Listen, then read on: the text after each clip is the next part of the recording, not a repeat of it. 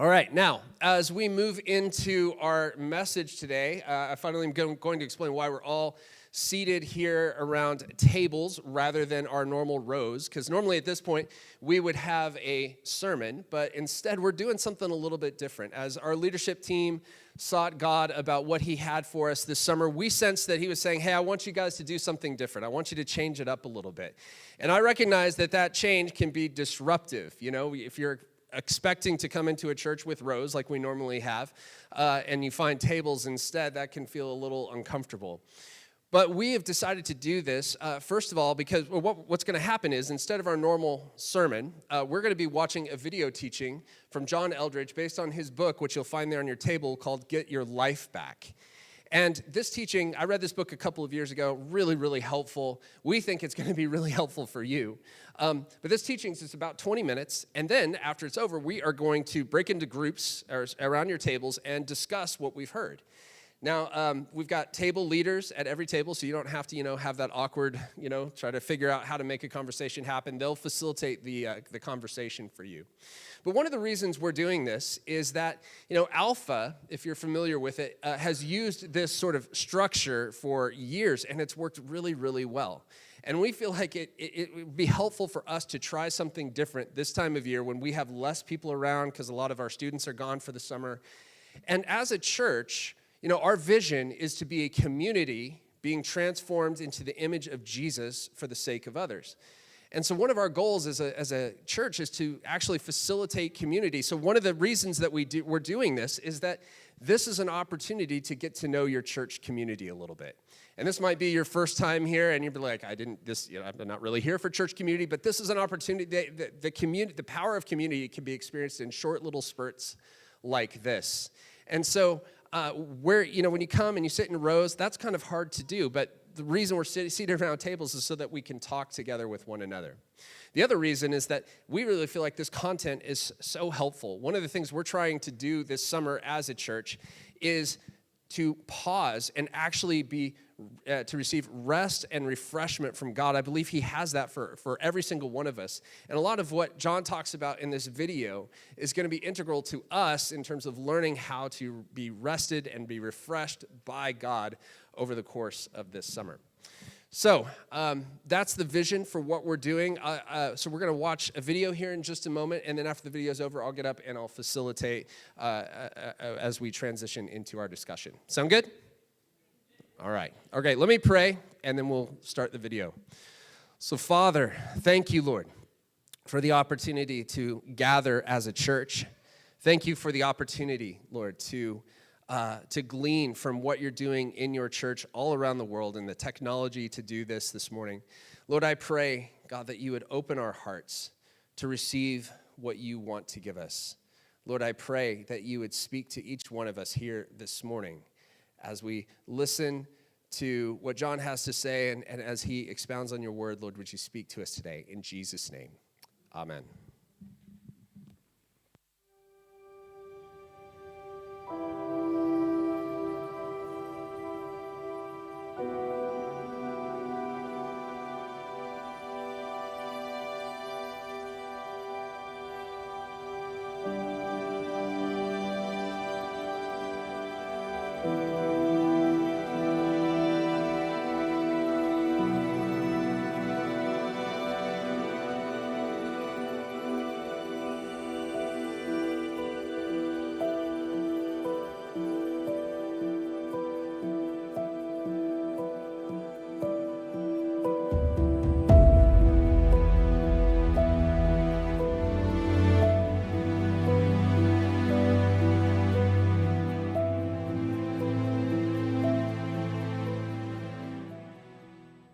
And isn't that just a little too familiar, right?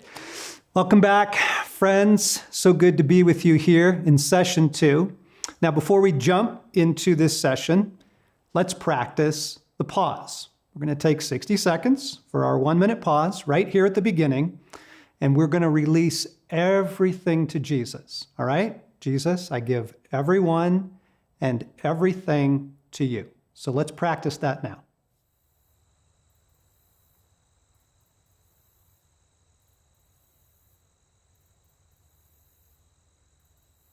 Jesus, I give everyone and everything to you.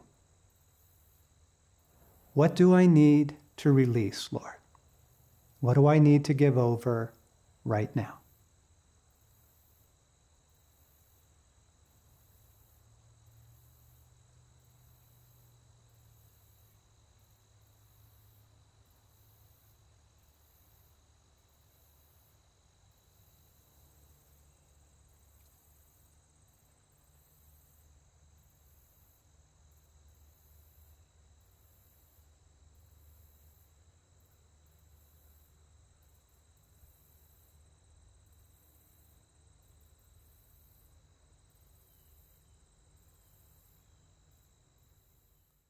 I know.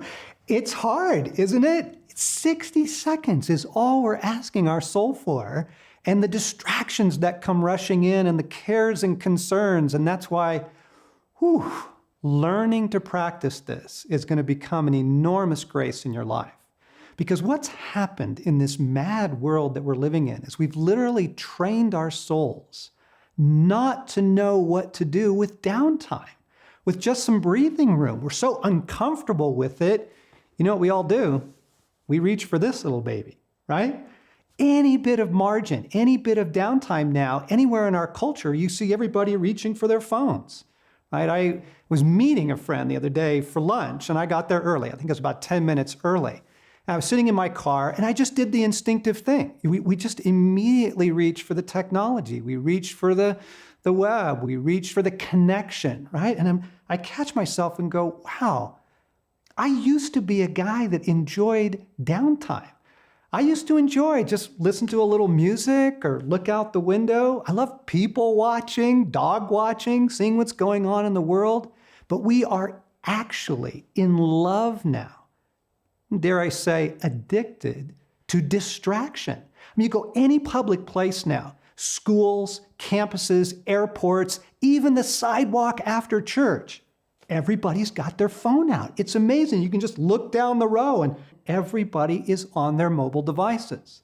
Okay. I said last week, we are spending 4 hours of our day on our mobile devices, 3 hours on apps. This thing is consuming our attention. So be honest now. When this little thing chirps at you or vibrates or barks and lets you know that you have an incoming text, do you typically ignore it for a few minutes and go on with the conversation that you're having or enjoying the book that you're reading? No, we all immediately respond, right? Like Pavlov's dog, we reach for this thing. Are you comfortable in the evening when you get home turning your phone off and leaving it off until the morning? Right. Neo was never so attached to the matrix as we are into technology. And the thing is, we're trying to get our lives back. We're trying to create some soul space. We're trying to breathe and find a little bit of room for God in our lives. And so we're going to have to deal with our consumption and our attachment of technology. So one of the most important books to come out recently on technology and our cultural moment is called The Shallows by Nicholas Carr, What the Internet is Doing to Our Brains. Carr almost won the Pulitzer Prize for it. And what he unveils in this book is that our use of media, particularly the internet, social media, our mobile devices, how we consume information is literally changing the way we think, the way we process. It's shortening our attention span. And he did a fascinating experiment. He went out and interviewed a number of PhDs, doctors, researchers, scientists, academics who are devoted to the world of, books and lengthy articles and research and learning. And unanimously, they confided in him that none of them can read books anymore, that they even find blog posts too long, that the internet has changed the way that they absorb information and they want to, flit through things. They want the quick touch and move on, the quick look and then go on to the next thing. And as I'm reading, I'm realizing this is what has happened to me. Okay, I used to be a guy that loved his free time. I was a guy that could do puzzles all right, and repaint, furniture and enjoy projects. And I noticed that I could only do it for about 5 minutes. And I would find myself looking for the next thing. And I would kind of go from project to project and book to book, and then, back to email and video to video. It's literally changing my ability to give things my attention. And friends, this isn't just a cultural crisis or, kind of the allure of technology. This is actually a spiritual crisis. Because down through the ages, the saints have believed that our soul's need for love and restoration, for intimacy and connection with God, all hinged on our ability to give God our attention. Okay, so let's contrast this technological life with the life that we read about in Psalm 1. Oh, the joys of those who do not follow the advice of the wicked, or stand around with sinners, or join in with mockers, but they delight in the law of the Lord, meditating on it day and night. They are like trees planted along a riverbank, bearing fruit each season. Their leaves never wither, and they prosper in all they do. But not so the wicked. They are like chaff scattered by the wind. So 2 types of experience are being described here, 2 sort of soulful realities. You have the life of the person that is so green and lush, evergreen really, because its roots are down into the river of God, into the river of life. And that person is able to meditate on the beauty and the goodness of God. They're able to give sustained attention to God, as compared to the other soulful experience, which is so ephemeral and light, so shallow, it's literally like chaff that's just blown away on the wind. Did you know that there is a direct correlation, research is showing, between our amount and consumption of social media and the rise of anxiety and depression in our culture? That's the chaff, that's the shallows, that's this world changing our soulful experience of reality. This is not good for the soul, right? The American Academy of Pediatrics doesn't even want kids to look at screens if you can keep them from it. Okay, and it's sort of like smoking. You go, well, yeah, we shouldn't let kids do that, but it's okay if adults do as long as it's going to kill you, but that's okay. Like, no, we're talking about getting our lives back here. And here's the other problem. In our first session, I talked about the tsunami of information coming at us when we remain totally plugged in, to the world out there and the internet and technology. The thing is this, you have all of the sorrows and all of the heartache of the entire planet delivered daily to you on your mobile device. And no human soul was ever made to endure that, right? The human soul is finite. You were meant to live within a community and within a world in which you could pray for and care for and love and not be overwhelmed by. It's not good. We were never made to endure all of the horror and the trauma and the latest atrocity constantly coming at us because we're plugged in. We're trying to get our lives back. We're trying to create a little bit of breathing room so that we can actually be human beings again. And it's not just mobile phones and laptops and the internet. Friends, there is actually a war on our attention. I pulled into the gas station the other day just to fill up. And as soon as I, engage the pump, this television screen pops on and starts blaring commercials at me. It's like, I can't get away from this stuff. I hop in a taxi to get to the airport, and the same thing. There's a screen on the back seat, and it starts blaring commercials at me. If you fly anywhere, they now know that you are a trapped participant, and suddenly they start showing you advertisements, on the seat in front of you before the plane takes off. Everywhere you go, there's advertisements on your shopping cart. There is a war on our attention, friends. So here's what we're going to do right now. If you're doing this in a group, we're going to pause. Everybody's going to take out their phone and put it on airplane mode if you haven't done that yet, okay? And then I want everybody to hand their phone to the host. and you're going to take that stack of phones and put them in the next room. We're just going to separate ourselves a little bit. It's okay. It's okay. You'll get your phone back in just a few minutes. You're going to be all right. Everybody just breathe. Just take a breath. No anxiety. But isn't it fascinating? We do not want to let go of this thing for even a few moments. So if you're by yourself, what I want you to do is pause and take this thing into another room and leave it there through the rest of the session. Okay? Okay, so here's what we're going to do, and I know this is disruptive. We are going to, if you will notice, on your tables, there is a little box cleverly titled Phone Locker, and that is for your phone. So, if you're willing, this is completely voluntary. This is not compulsory. You don't have to do this. But what that's there for is we would like to invite everyone to put your phone on airplane mode and drop it into the phone locker for the remainder of the service. That's 33 minutes, people. So I realize some of you are like, heck no, I'm not doing that. Look, your phone's not going to go anywhere. You'll have eyes on it all the time. But we're going to drop that in the phone locker, and then you will get it back at the end of the service. And this is just an exercise for you to experience, maybe expose how addicted we are to this little device. And if you just don't feel like you can do it, at least just ask yourself the question, why? Why can't I do it? Some of you may have very legit reasons. I understand that. But I want to invite everybody to do that. So if you haven't done it already, go ahead and do it now.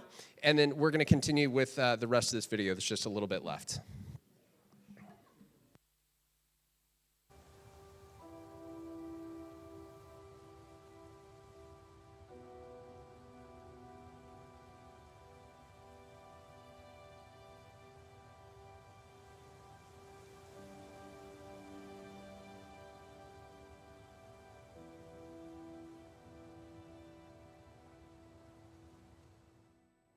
The Desert Fathers were a beautiful, holy, ragtag group of believers in the early centuries of the church that went away from society in order to try and find a soulful life again, to recover from what they thought was the toxicity of the world. Okay? They felt that society was a shipwreck from which every person had to swim for their life. Now, let's remember, there was no electricity, there was no technology, no freeways, no email, no internet, right? There wasn't even an automobile. Everyone walked everywhere they went.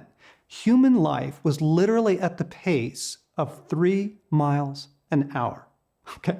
And they didn't have all of the tragedies of the entire planet delivered to them daily. They only had the cares of their community, and yet they still felt that somehow to have a real life with God, they had to unplug from their worlds.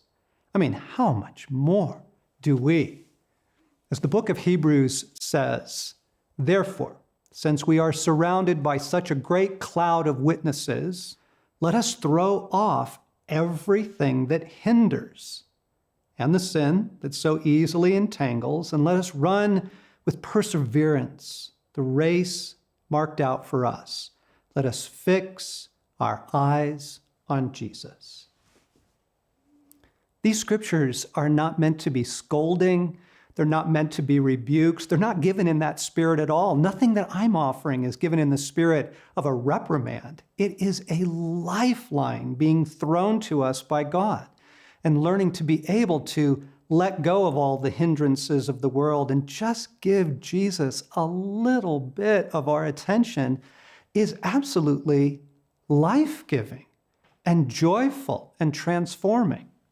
So here's the formula. Here's where we're headed. Your soul is one of the greatest gifts you've ever been given to you by God. Your soul is what enables you to laugh and love and live and enjoy the things that you enjoy. Your soul is a vessel that God fills. We are meant to be filled with the life of God, with the love of God. But the double bind is this. In this hour, in this moment, we need strong and resilient souls to resist this madness that we're describing in our world. And yet, it's that very madness that is taking our attention away and sort of shrinking our souls down with harriedness and being scattered and fried to the point that we can't receive the graces that God is giving to us. That's why these practices are so important. The 1-minute pause, benevolent detachment, unplugging a little bit from our lives, right? It's time for sort of a new era of the desert fathers and mothers. We're going to be those people. We're going to be countercultural by not living attached to the chaos out there. So here's some things friends of mine are doing, all right? I've got one family friend group that has a locker, a cell phone locker in their garage. And when everybody gets home, they have teenage children, so this is super important. When everybody gets home in the evening, they drop their phones in the locker. And they've created a technology-free zone in their house so that people can actually have real conversations with real human beings.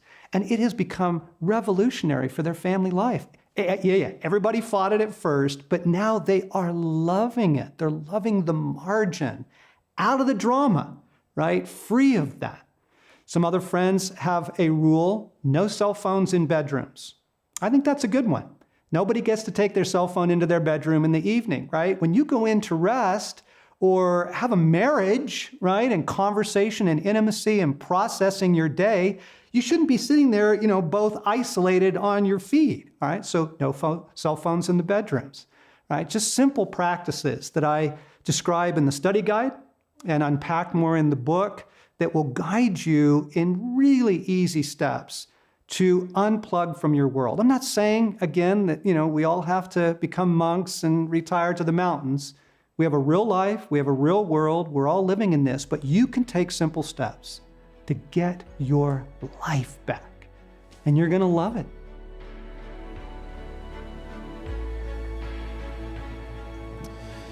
Okay, so we are gonna transition into our table discussion groups now, and there should be a leader at each one of your tables. Some of you may not have enough people at your tables. If you want to transition and join another group, you can do so.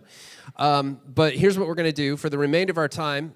We're just going to talk about what we just heard. It's one thing to receive information, but scientists and researchers have shown that when you actually can talk about it and respond to it, it goes to a whole nother level. So that's part of the purpose of this, is just to help kind of internalize what we've just heard.